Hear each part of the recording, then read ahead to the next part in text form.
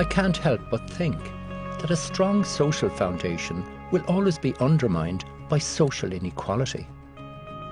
The poorest people in Ireland typically live in very badly insulated houses where 400,000 households struggle to keep even parts of their home warm, dry and healthy in the winter. A strong social foundation with community collaboration can play a huge part in tackling the growing problem of fuel poverty. Energy Action is a community group that provides training courses for the long-term unemployed and specialise in insulating the homes of people in fuel poverty. Charlie, what are you doing here in Energy Action? Well, Energy Action is a charity that's involved in delivering a free insulation service for the most vulnerable in Ireland, and because they live in cold, damp homes. There's over 500,000 living in fuel poverty. 500,000 people in Ireland in fuel poverty? Yeah. My God. And we do that by training long-term unemployed people and preparing them for the workplace, that they can get jobs that are creative, sustainable and ecologically sound. Right, so you're taking people that are unemployed, you're upskilling them, training them in this whole area of energy retrofit, and then at the same time you're trying to solve this huge problem of fuel poverty. Yes, so we're combining both. Right. So how many houses have you done now to date? We've done 34,000 houses to date. 34,000 done? Yeah, since now. And how many people would you have trained? I would say we've trained over 3,000 people, including all the community-based organisations.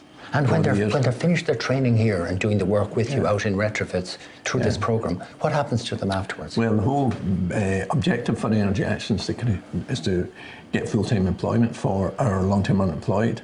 In 2014, for example, we had 92% of success from the community employment. SEAI are one of the main funders of Energy Action.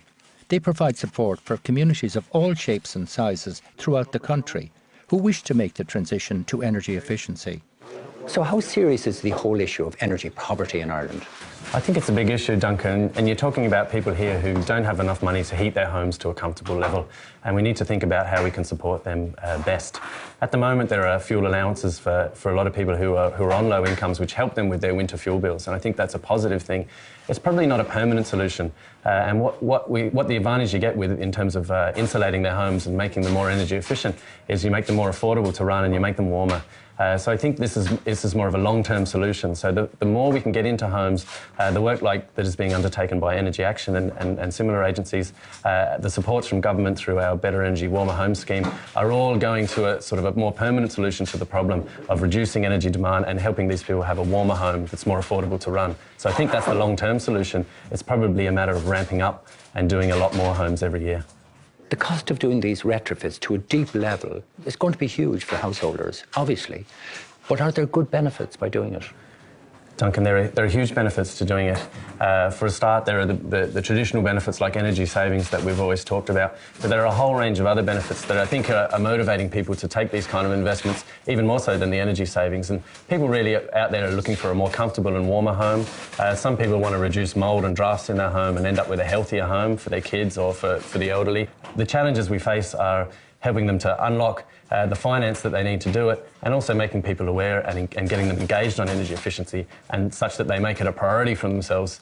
Maybe before they do the kitchen or buy the new car, they think about doing an insulation upgrade on the home in order to get all of those range of benefits that I just mentioned for themselves. So are there benefits now to the local communities by engaging like this in this challenge? I think there are huge benefits at a community level. I'm from Australia originally, and one of the things I noticed when I came here is that grassroots community spirit in terms of getting things done.